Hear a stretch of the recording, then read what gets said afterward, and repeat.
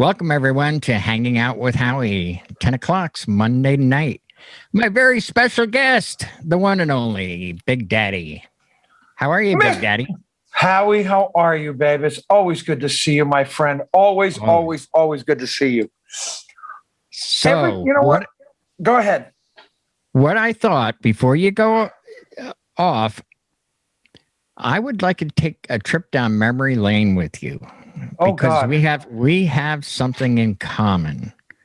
We both worked in cover bands back in the day. Yes, we did. And you were a lead singer for many big cover bands on the band circuit. Oh yeah, and we had a great time.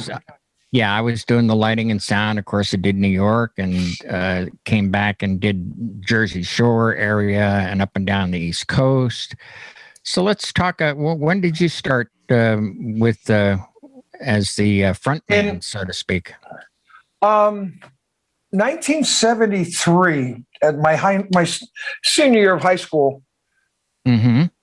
I was right on the border of New York and Connecticut, and was 18 years old in New York. So I became light man, road manager, light man, and part-time singer for a band. Then, oh God, probably about 2 years later, I joined a band, and we did the small little clubs here and there. Mm-hmm. The highlight was in '78 when I joined a band called Sapphire, and we rocked. We had We had some amazing times, and they were a little bit hazy because way back then I was drinking from start to finish. And that's where I met some wonderful folks like Dee Snider and JJ French and everybody from Twisted Sister. Some amazing musicians from here to California and down to Tennessee and back. And then it was just like 1981. I was playing in a band, and I just decided that it was time to do something different. And I became, I was running nightclubs. I was running restaurant bars, if you will. But the days back, and we still have reunions. My drummer, God rest his soul, he passed away, and it'll be March 1st. It will be 21 years since he passed. My roommate on the road, everything else, one of my dearest friends in the world. In order to handle my grief, if you will, we started doing fundraisers for his wife, his widow, who has MS, and for his daughter, who is she's my little niece. And I was hooked. But then became the mixed up years that I had. But 1983, I got married. 1984, I had my first son, Desi. Wonderful. Desi and Casey. Casey was born in 86. I am a proud father of two amazing sons with two amazing wives, and 5 soon to be 6. In 4 weeks, little Cecilia Rose will be here.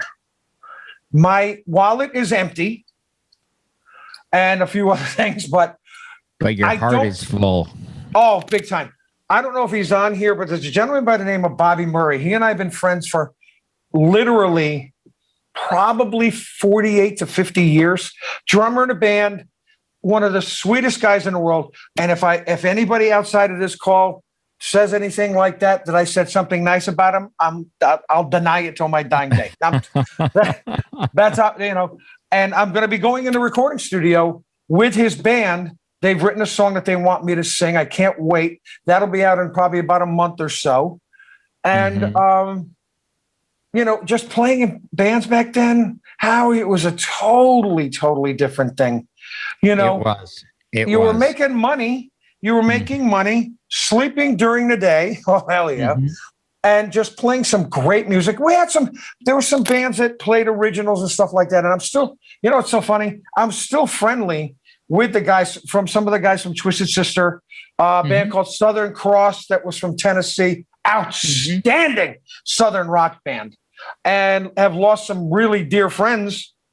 There's Jimmy Bell, who played guitar here in Connecticut, some really flash rock bands. I don't know if anybody is into the Stevie Ray Vaughan scene. Check out Jesse J. Johnson. a wonderful, dear friend of mine who is still rocking it out, has won a Grammy or two, one of the best guitar players ever. And I see Randy Bartlett there. Randy, nice to see you. But, back to the rock days, those were the days. You know what I'm saying? It's great times. Yes, sir. It's interesting that you mentioned those names because we must have been on the same show band circuit because I played with on a bill with Southern Cross and Twisted Sister, here on the East Coast. So now I met D before he started with Twisted. He was just getting ready to start with Twisted Sister, had a mustache and everything else. Quick little story. In 1973, we were at Rum Bottoms in Long Island. The band that I was working for was supposed to be the closing act. And Twisted Sister, the original Twisted Sister before Dee Snider, Johnny Valentine. This guy was like 6'9" and the cutest fella you'd ever want to see. But they were supposed to be the opener. Well, after they opened, nobody wanted to stay. So we went on and everybody booed us off the stage. So the next night we were the front act. And Twisted, I had so much respect for JJ French and still do to this day. He was one of those guys that just took a crowd in the palm of his hand, read it like a book. Like I read stuff like like Stevie Wonder. I read a crowd like Stevie Wonder, but Johnny Valentine, all these guys, outstanding, just absolutely outstanding. And then I met D about 3-4 years later. He was just getting ready to start with Twisted Sister. And then they shot up and he turned into a dick. And the rest of the band still remained friends with all of them. And Southern Cross still remained friends with some of those guys too. So it's a great thing. Hi, Johnny Rabarchik. How are you, baby? Randy Bartlett. That's a nice fake background. I'm telling you what. What are you out in the woods? What was I going to say? Yeah, Howie, it was a great time. It was a great time. Guys, check your chat. So it was a great time. So, guys, we're recording the show. If you could turn your cameras off so that when we render, but as soon as the show's over, we're going to have a free-for-all. No! Oh, we're in big trouble then. We're going after you, Big Daddy. I like it. So now, let's fast forward a bit, and you are general manager for James Daniels Entertainment now. Yeah, I have been with James Daniels. See, they were one of the bands back in the day. They were a band called Fast Fingers, and they decided when the disco era came into, whatever, they became a quote unquote high society band for weddings and whatever. And then I disappeared. I was down in Florida, we had the 2 kids, everything else. And then I came back and I remained really tight with Jimmy and Danny and Robert, the 3 main guys, and Teddy. Teddy's one of my son's godfathers, but I remained really tight with them. And then I got into some trouble, if you will. I came up here in 1993, and I have been with James Daniel in one way or another since March 1st. It will be 28 years I've been with the company. That's wonderful. And you know what? It's been an up and down ride, but it's been mostly up. And listen, it got me into this business that we're in right now. I wouldn't trade that for the world. I love this so much. And I know there's another question coming. Go for it, baby. Now, how did you actually transition now from frontman for bands to karaoke and then, motivational speaker? Well, basically what I did was, I'll be perfectly honest, my self-esteem was at the lowest of lows when I came back up here. And it took me a little while. And I just, I did my first wedding. And the night of that first wedding I did as a mobile entertainer, the gentleman who I worked with called Jimmy and said, we can't use this guy because he says y'all. Because that's the only thing I got from being in the South was y'all. But on the other hand, Robert, one of the partners back then, called Jimmy at 2:00 in the morning, said, "You don't hire this guy, you're going to regret it for the rest of your life." The rest is history. But you know what? I've had to paint recording studio walls and ceilings and run a music store and whatever to prove my worth to the company. Mm-hmm. I do not regret a minute of that. And then it got, my boys moved up here because they stayed in Florida for a little bit. They moved up here in 99 into 2000.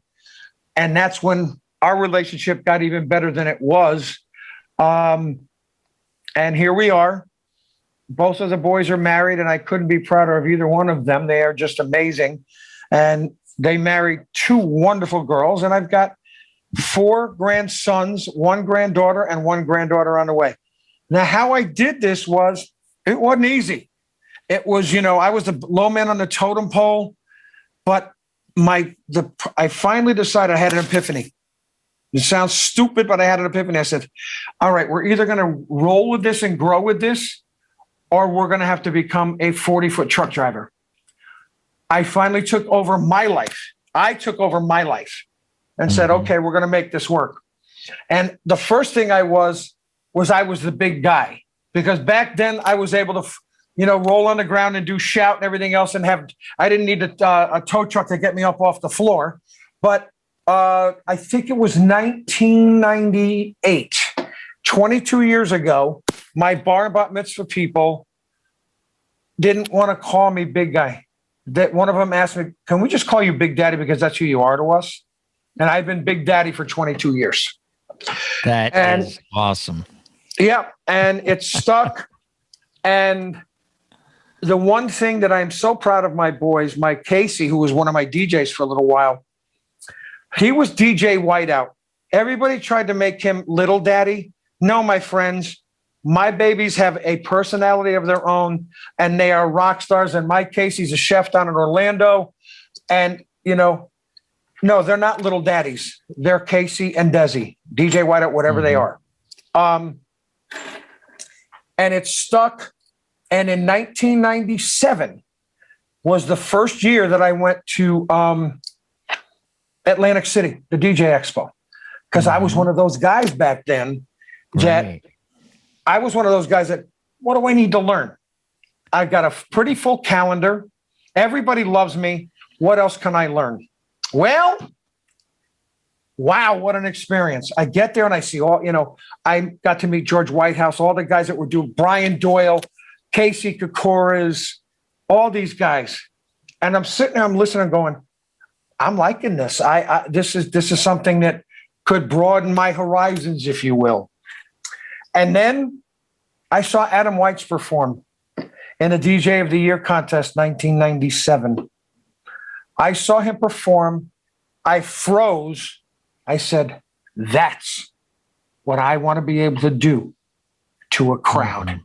And I want to bring my personality into that, which I learned from Dee Snider and all the guys that were frontmen, JJ French, all these guys that were from. I could always make people do things that they never thought they would do in their life. And I brought that to the mobile industry. And the one thing that I really wish people would understand, I'm nothing special.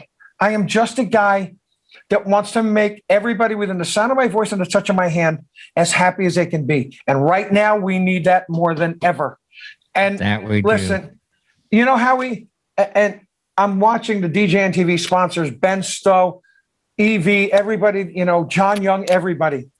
I can't thank, and you, I am blessed to call you my brother and friend. We are survivors and thrivers together.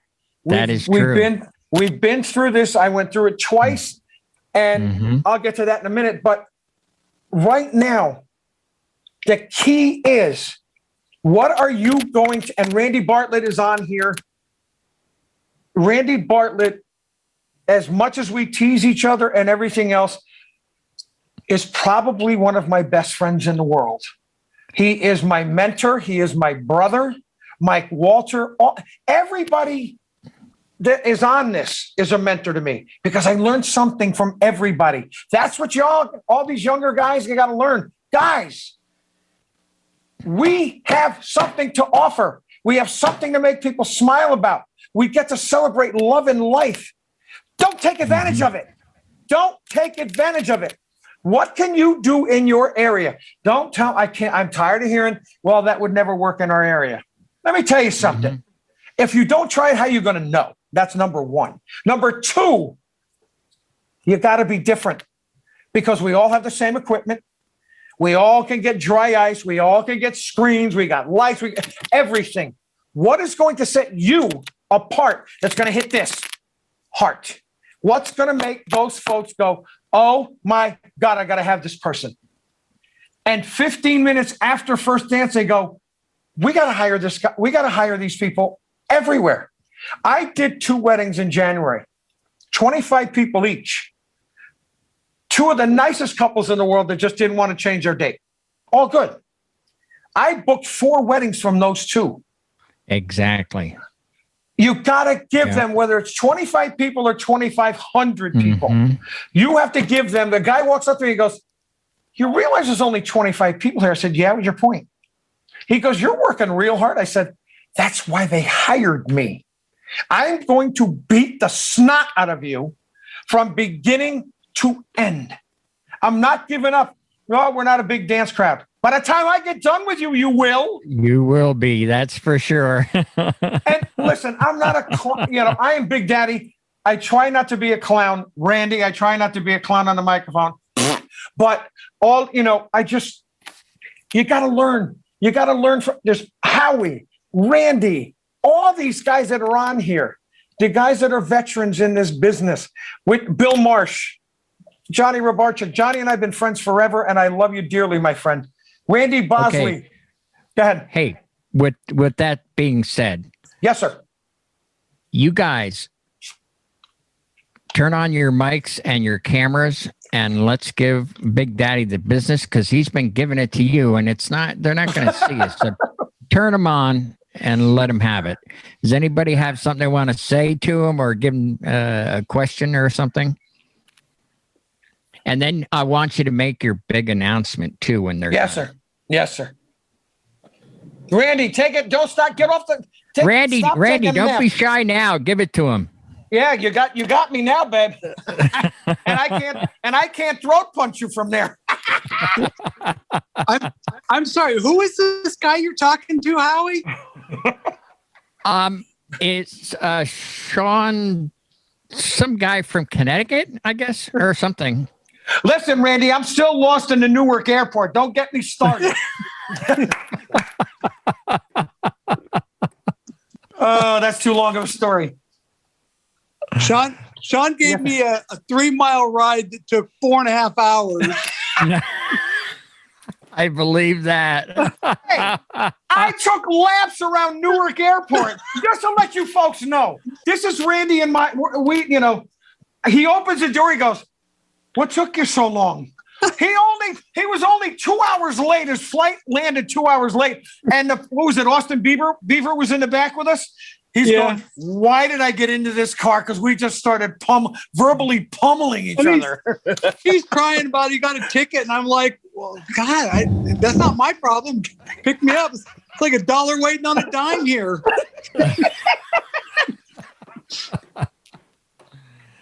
This is why I love this business. We could all tell stories on the road. I mean, the last expo that before the pandemic, my truck broke down and Atlantic City Express said they wouldn't tow you off of there unless you used their towing company. So I put a jump box on the battery and bungee corded the hood down because they wanted $200 to tow me 1.5 miles off the exit. And I drove that thing, and my friends were behind me. It was Brian Red and Jimmy Spin that's in the room here. And the front of the hood's flat. This is on the way to Expo. And I drove it all the way to the repair shop. Oh, my gosh. The stories, We were toasting the hell out of him. Well, what was supposed to be an hour drive. Yeah, we got there in 3 or 4 hours. No problem. Randy, don't say another word. Randy, do not say another word. I'm telling you. All right. If nobody has any more questions, we're about at the time. You have a big announcement to make, don't you? Well, it's not earth-shattering or anything else. Everybody knows that I'm a motivational speaker, but Yes, I'm going to be, and I am going to branch it out to more than just DJs. And it's going to be called Smile as Loud as You Can with Sean Big Daddy McKee.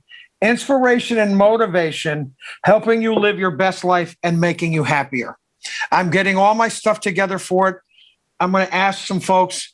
Randy, I want you to lie. I'm going to ask you for a quick little review and lie and tell him I'm a nice guy. And just to let everybody know, I sat through, and was it one or two of your microphone skills things? What do you mean sat?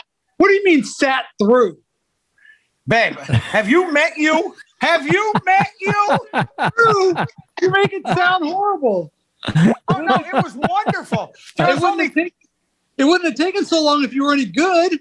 Babe, we had 30 DJs there. 10 of them wanted to hang themselves when we were done. I was like, I'm waiting. And the biggest mistake he made was putting me on last. That was stupid. But I went through Randy's 2 and I went through Mike Walter's 2, and I cannot thank these guys enough for making me better. Randy, we tease and everything else, but in front of all these people, I love you more than you'll ever know, and I thank you for who you are to me. Howie, you want to know the most difficult job in the world? Criticizing Big Daddy in front of his peers.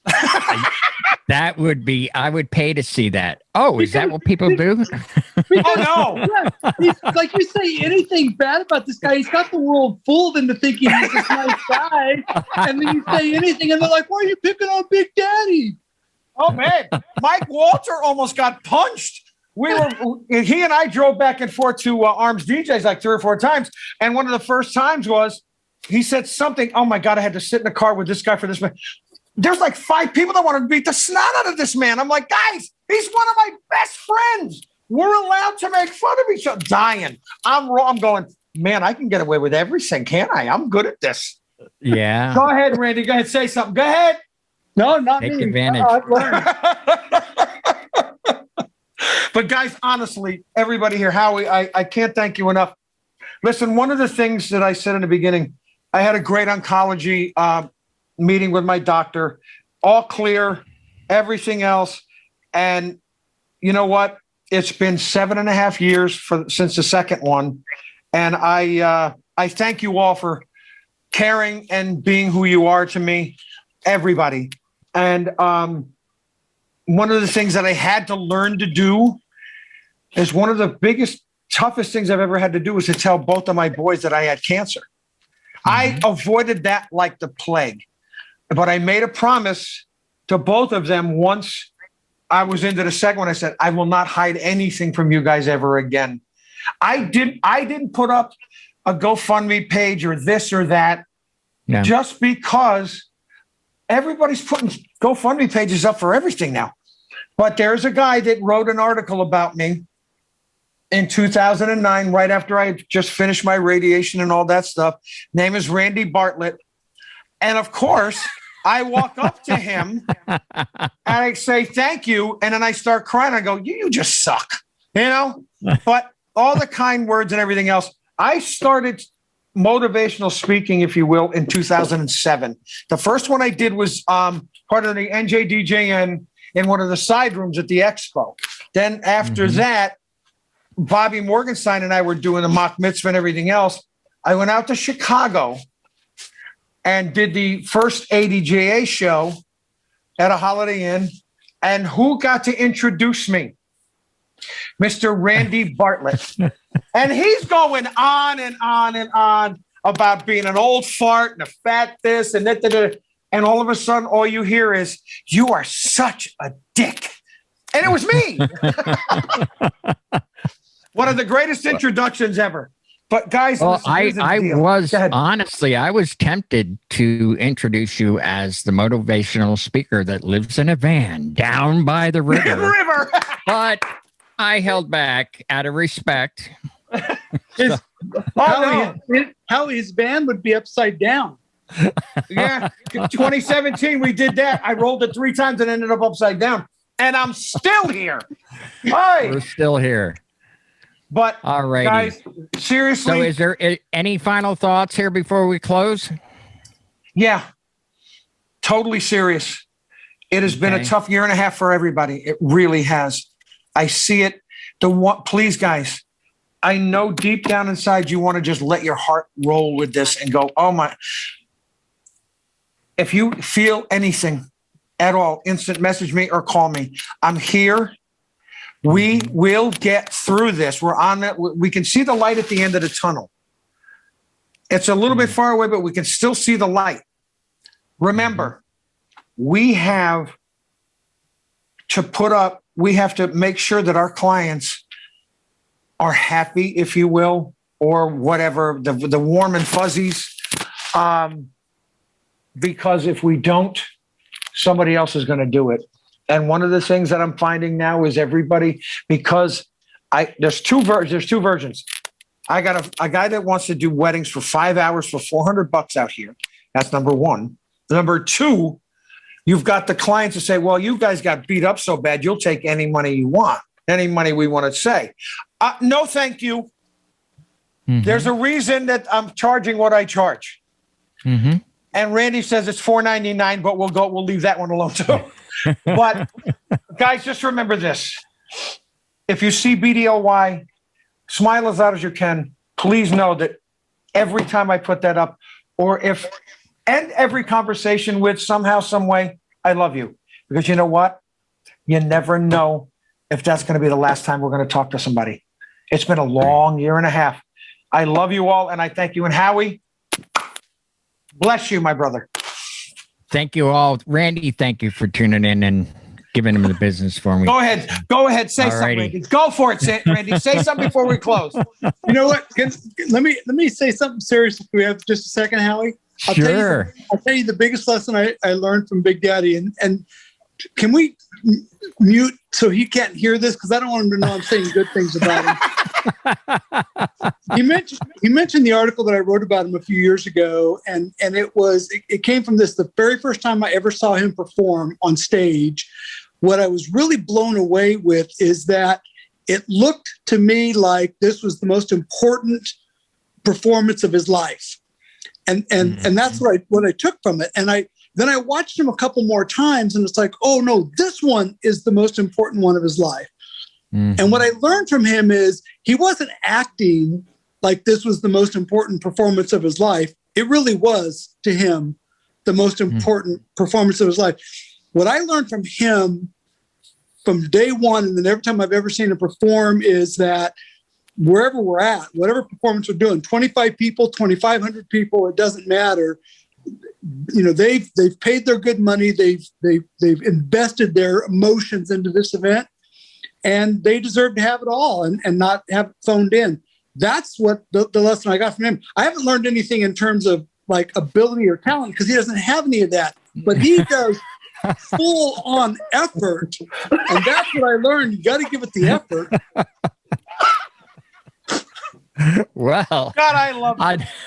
On that note, I'm going to say, love you all. Love you, Sean. And love you, babies. Hey, listen, what Sean said about reaching out, this is what the chill room was created for.